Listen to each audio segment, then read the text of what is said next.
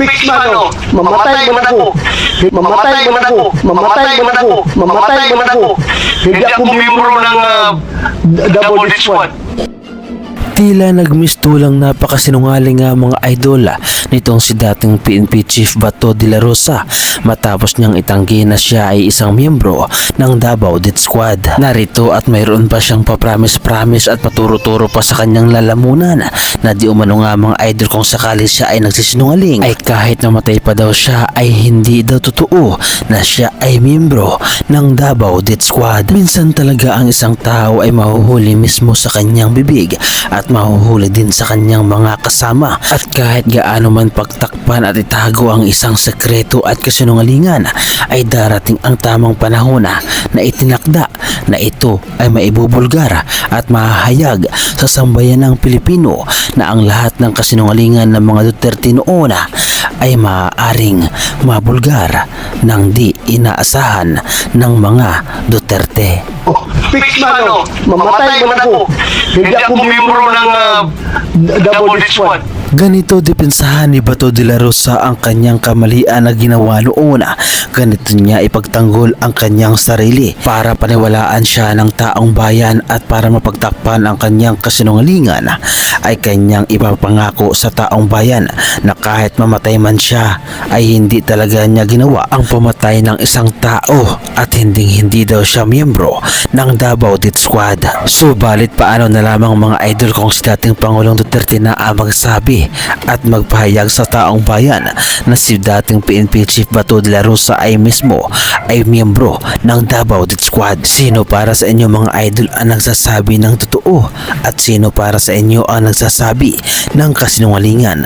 Ganong sinasabi ni Bato de la Rosa na siya ay hindi miyembro ng Davao Death Squad at habang si dating Pangulong Duterte naman ay sinasabi at itinuturo itong si Bato de la Rosa bilang miyembro ng Davao Death Squad. Lahat itong sa right side ko, puro commander ng Death Squad yan. Yan yung nakaupo niyan si Senator De La Rosa.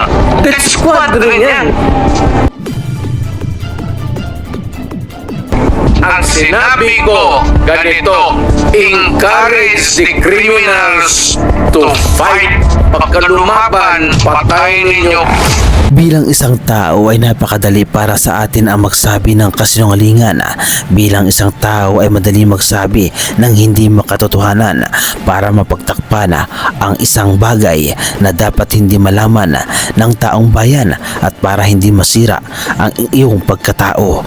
Subalit sa pagkakataong ito nga mga idol ay nagtuturo-turuan na ang mga Duterte. Kabilang na nga dito nga mga idol si Bato de la Rosa na hindi umaamin na sa kanyang kasalanan. Subalit si dating Pangulong Duterte na mismo ang nagsasabi na si dating PNP Chief Bato de la Rosa na itinalaga noon ni dating Pangulong Duterte ay mismo ay miyembro ng Davao Death Squad.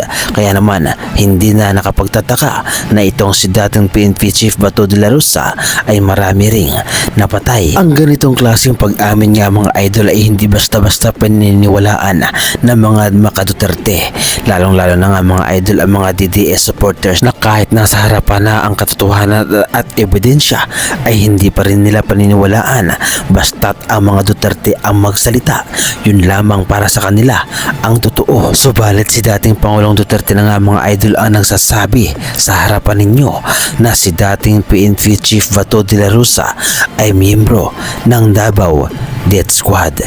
Meaning nito mga idol ay marami silang pinatay at inutusang patayin dahil ito ay utos ni dating Pangulong Duterte.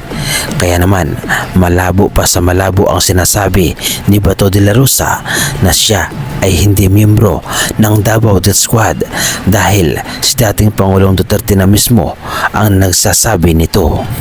Lahat itong sa right side ko, dumaan ito ng Chief of Police Director.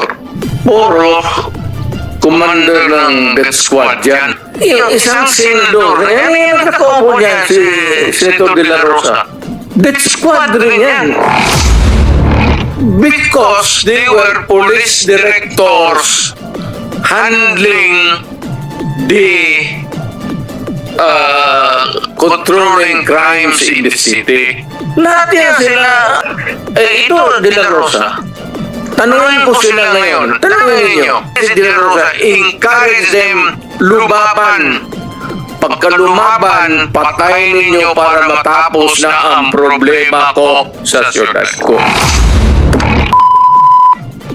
Noong na-presidente ako, ganun rin sa command conference. Diyan sa Malacanang.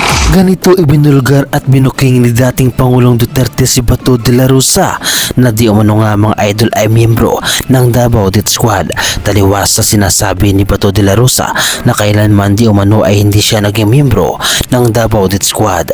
Sino ba talaga sa kanila ang nagsasabi ng totoo at sino ba sa kanila ang sinungaling?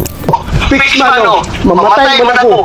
Hindi ako miyembro ng Davao Death Squad. Isang senador. Yan yung katoko niya si Senator De La Rosa. Death Squad rin yan. Ano ang masasabi ninyo mga idol sa dalawang ito na si De La Rosa ay nagsasabi na hindi siya Davao Death Squad o miyembro ng Davao Death Squad? Subalit ito si dating Pangulong Duterte ay tahasang sinasabi at itinuturo na si PNP Chief Bato de la Rosa noon ay miyembro ng Davao Death Squad. Ano ang masasabi ninyo mga idol sa reaction video na ito at anong inyong opinyon patungkol dito?